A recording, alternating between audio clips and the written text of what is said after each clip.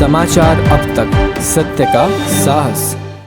येत्या 22 जानेवारीला अयोध्येतील भव्य राम मंदिरात रामललाचा प्रतिष्ठापना सोहळा पार पडणार आहे।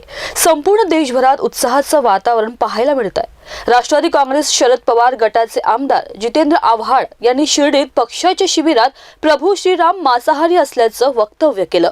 आता या वक्तव्याचे पडसाद आता उमटू लागले आहेत। अनेकांनी आव्हाडांवर टीका केली आणि संपूर्ण राजकीय वर्तुळात खळबळ माजली। आता जितेंद्र आव्हाडांना प्रभू श्रीरामाबाबतचं वक्तव्य भोवणार असंच दिसतंय। जितेंद्र आव्हाडांविरोधात भाजप आक्रमक झाली असून नागपुरात देखील याचे पडसाद पाहायला मिळाले। अशातच भारतीय जनता पार्टी महिला मोर्चा पूर्व विधानसभा क्षेत्र आव्हाडांविरोधात नंदनवन पोलीस ठाण्यात तक्रार दाखल करण्याचे निवेदन दिले आहे। तसेच जितेंद्र आव्हाडांना तात्काळ अटक करा अशी मागणीही भारतीय जनता पार्टी महिला मोर्चाने केली आहे।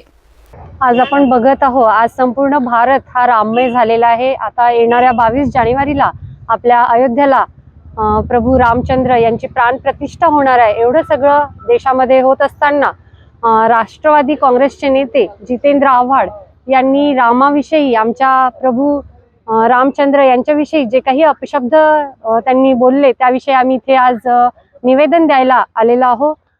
भारत आपला देश, या देशामध्ये राम हा आमच्या देशाचा आत्मा आहे, आमचा स्वाभिमान आहे।